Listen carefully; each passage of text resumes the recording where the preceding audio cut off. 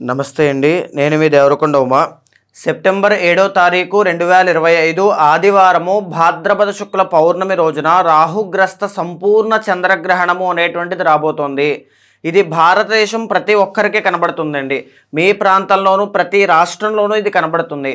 ప్రధానంగా ఈ చంద్రగ్రహణము అనేటువంటిది ఆ 7వ తారీఖు రోజు రాత్రి 9:56 దగ్గర నుంచి స్టార్ట్ అయ్యి 8వ తారీఖు అంటే 12 దాటిన తర్వాత ఆ ఉదయము AM అనేటువంటి టైంలో 1:56 వరకు ఈ చంద్రగ్రహణం కనబడుతుంది.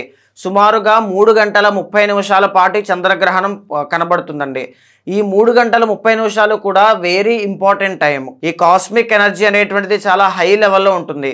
ఈ చంద్రగ్రహణము అనేటువంటిది శతభిష నక్షత్రం, పూర్వభాద్ర నక్షత్రం కుంభరాశిలో పడుతుంది కాబట్టి మేజర్లీ ధనిష్ట 3, 4 పాదం వాళ్ళు కావచ్చు, శతభిష నక్షత్రం 1, 2, 3, 4 పాదం వాళ్ళు కావచ్చు, పూర్వభాద్ర నక్షత్రం 1, 2, 3 పాదం వాళ్ళు కావచ్చు. ఈ గ్రహణాన్ని ఎట్టి పరిస్థితుల్లోనూ చూడకూడదు. ఆ సమయంలో కొన్ని జాగ్రత్తలు ఏమిటి అంటే, ఆ సమయంలో భోజనం చేయొచ్చా? ఆ సమయం జనరల్లీ రాత్రి కాబట్టి భోజనం చేయాల్సిన అవసరం ఉండదు. కాబట్టి అయినా సరే 7వ తారీఖు రోజు రాత్రి సూర్యాస్తమయం అవ్వకముందే భోజనం చేయడం వల్ల, సరైనటువంటి ఆహార నియమం పాటించడం వల్ల చక్కని ఆరోగ్యం ఉంటుంది. దాన్ని బాగా గమనించండి. గర్భిణీ స్త్రీలైతే ఆ సమయంలో ఎలాంటి అవస్థలు పడాల్సిన అవసరం లేదు. అర్ధరాత్రిది వచ్చి వెళ్ళిపోతుంది కాబట్టి ప్రశాంతంగా నిద్రలో వెళ్ళిపోతుంది కాబట్టి భగవన్ నామస్మరణ చేసుకుని పడుకోండి. ఎలాంటి అవస్థలు ఇబ్బందులు ఏమీ రావు. ప్రత్యేకమైన నియమాలు అవసరం లేదు. ఇంట్లో ఉండి నిత్యము ఆరాధన చేసుకునేటువంటి మహిళలు, దైవారాధన చేసుకునేటువంటి వాళ్ళు పూజా సామాగ్రి తర్వాత ఇల్లు శుభ్రం చేసుకోవడం ఎప్పుడు చేసుకోవాలి అనుకుంటే 8వ తారీఖు సూర్యోదయం అయిన తర్వాత ఇల్లు శుభ్రం చేసుకోవడం, పూజా సామాగ్రి మొత్తం అంతా కూడా దేవుడి యొక్క చిత్రపటాలు కావచ్చు, దేవుడి యొక్క విగ్రహాలు కావచ్చు, అన్నీ ఒక్కసారి శుభ్రం చేసుకుని అన్నీ చేసుకోవడం 8వ తారీఖు సూర్యోదయం అయిన తర్వాత చేసుకోవాలి. అయితే ప్రధానంగా ఏమిటి అంటే, ఈ యొక్క చంద్రగ్రహణ సమయంలో ఏమేమి చేస్తే మంచిది అంటే, ఎవరైతే స్పిరిచువాలిటీ కోరుకుంటూ ఉన్నారో, మెడిటేషన్ ప్రాక్టీస్ చేస్తూ ఉన్నారో, మంత్ర అనుష్ఠానం చేస్తూ ఉన్నారో, లేకపోతే మంత్రసిద్ధి కావాలి, దైవబలం కావాలి, కష్టాలు ఎక్కువగా ఉన్నాయనుకున్న వాళ్ళు చంద్రగ్రహణ సమయంలో ఏ గ్రహణమైనా సరే ఒక్క నిమిషాన్ని కూడా వేస్ట్ చేయకుండా తనకున్నటువంటి ఉపదేశం ఉన్నటువంటి మంత్రాన్ని సాధన చేయడం ద్వారా కానీ, అనుష్ఠానం కానీ, శ్లోక పారాయణ కానీ, మెడిటేషన్ కానీ ప్రాక్టీస్ చేయడం వల్ల అపారమైనటువంటి శక్తి అనేటువంటిది వస్తుంది. ఆరా అనేటువంటిది కొన్ని 100 రెట్లు డెవలప్ అవుతుంది. ఈ విషయాన్ని బాగా గమనించండి. ఎవరైనా సరే చేయొచ్చు. మీకు ఇష్టమైనటువంటి దైవాన్ని, కులదైవాన్ని తప్పకుండా ఆరాధన అనేటువంటిది చేయండి. అయితే ఈ పూర్వభాద్ర శతభిష నక్షత్రం ధనిష్ట 3, 4 పాదం వాళ్ళు ఒకవేళ గ్రహణాన్ని చూసినా చూడకపోయినా ఎలాంటి పరిహారము ఆచరించాలి అనేటువంటి చూస్తే 8వ తారీఖు సూర్యోదయం అయిన తర్వాత ఖచ్చితంగా దానం చేయాల్సినవి కేజీంపావు బియ్యం దానంగా ఇవ్వండి, మినువులు దానంగా ఇవ్వండి. ఎందుకు అంటే రాహుగ్రస్తము కాబట్టి మినువులు దానంగా ఇవ్వాలి. వెండి చంద్రబింబము చిన్నది, ఎంత చిన్న సైజు అయినా పర్వాలేదు మీ శక్తి బట్టి వెండి చంద్రబింబము అనేటువంటిది ఒకటి దానంగా ఇవ్వండి. చిన్న రాగి పాత్ర అనేటువంటిది ఒకటి దానంగా ఇవ్వండి. నువ్వుల దానము అనేటువంటిది చేయండి. ఒకవేళ ప్రత్యేకించి పూర్వభాద్ర నక్షత్రం వాళ్ళు కనుక మీరు చూస్తూ ఉంటే వీటితో పాటు కేజీంపావు శనగలు దానంగా ఇవ్వండి. లేదా నానబెట్టిన శనగలు ఆవుకు తినిపించడం వల్ల మీకున్నటువంటి దోషం తొలగిపోతుంది.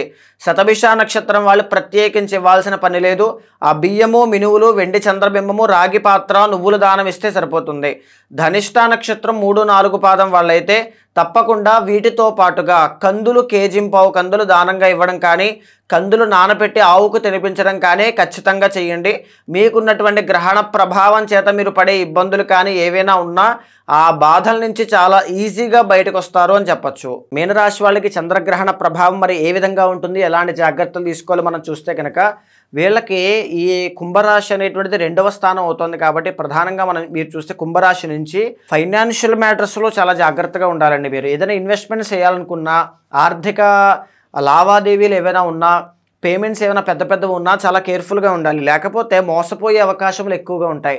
మాట వల్ల తగాదాలు, పనులన్నీ పెండింగ్ అయ్యే అవకాశములు ఎక్కువ ఉంటాయి. లేకపోతే ఈ యొక్క విద్య విషయంలో ఆటంకాలు ఎక్కువ వచ్చే అవకాశం ఉంటాయి. మెయిన్లీ మనీ అండి. మనీ విషయంలో చాలా జాగ్రత్తగా ఉండండి.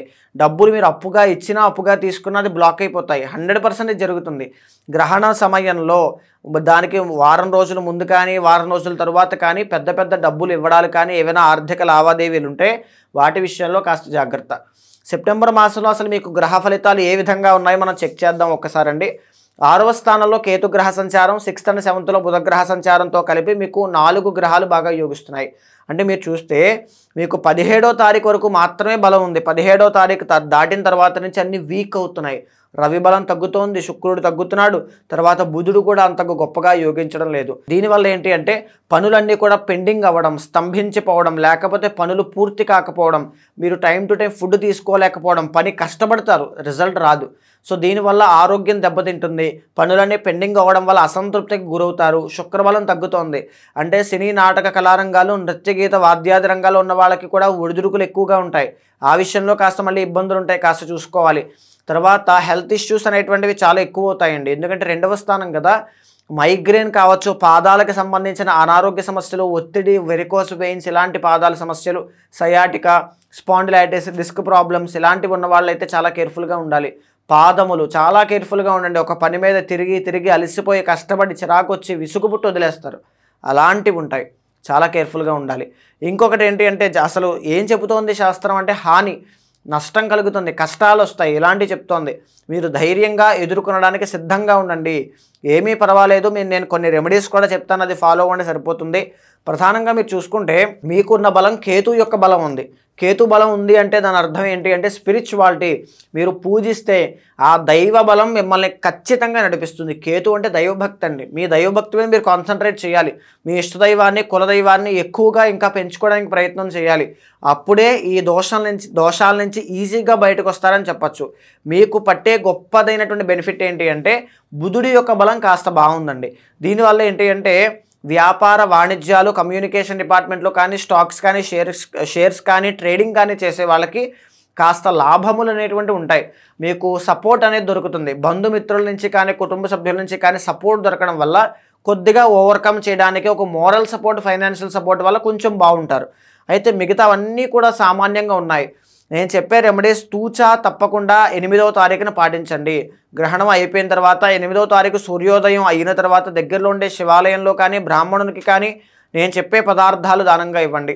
కేజింపావు బియ్యము, కేజింపావు మినువులు, వెండి చంద్రబింబము, చిన్న సైజు వెండి చంద్రబింబము, రాగి పాత్ర, నల్ల నువ్వులు దానంగా ఇవ్వాలి. ఇవన్నీ దానంగా ఇచ్చినట్లయితే ఖచ్చితంగా చాలా బాగుంటారు. ఏ రకమైన ఇబ్బంది, ఏ హాని మీకు కలగదు. ఇంకా ఒకటి చెప్తాను చూడండి. 8వ తారీఖున 100% ఆ రోజు సోమవారం అవుతుంది. ఆ రోజున శివుడికి పంచామృతాలతో ఏకాదశ రుద్రాభిషేకం చేయించండి. గురుబలం పెరుగుతుంది. ఎలాంటి ఆపదలు, ప్రమాదాలు, హాని, ఆర్థిక నష్టాలు, రుణబాధలు, ఇబ్బందులు, గాయాలు ఏమీ రావు. చాలా బాగుంటారు. బికాజ్ ఇక్కడ మీకు గ్రహ బలాలు కూడా వీక్గా ఉన్నాయి కాబట్టి దాని నుంచి చాలా ఫాస్ట్గా ఓవర్కమ్ అవుతారని చెప్పచ్చు. ఏమి టెన్షన్ పడాల్సిన అవసరం లేదు. మీనరాశి వాళ్ళకి గత మాసముల నుంచి కాస్త ఒడిదుడుకులు ఎక్కువగా ఉన్నాయి. ఏలినాటి శని కూడా ఉంది కాబట్టి వెంకటేశ్వర స్వామి ఆరాధన, హనుమాన్ చాలీసా ఎక్కువగా చదవండి. చాలా ఈజీగా మీరు ఓవర్కమ్ అవుతారు. ఏమి టెన్షన్ పడాల్సిన అవసరం లేదు. సో చూసారు కదండి, చంద్రగ్రహణము అనేటువంటిది ఏ రాశుల మీద ఎలాంటి ఎఫెక్ట్స్ అనేటువంటివి చూపిస్తుంది అంటే చాలా మంది ఈ మీనరాశికి సంబంధించి కావచ్చు, కుంభరాశికి సంబంధించి కావచ్చు, మాకు గ్రహణ ప్రభావం ఉంది కదా, ఏదో అయిపోతుందని భయపడుతూ ఉంటారు.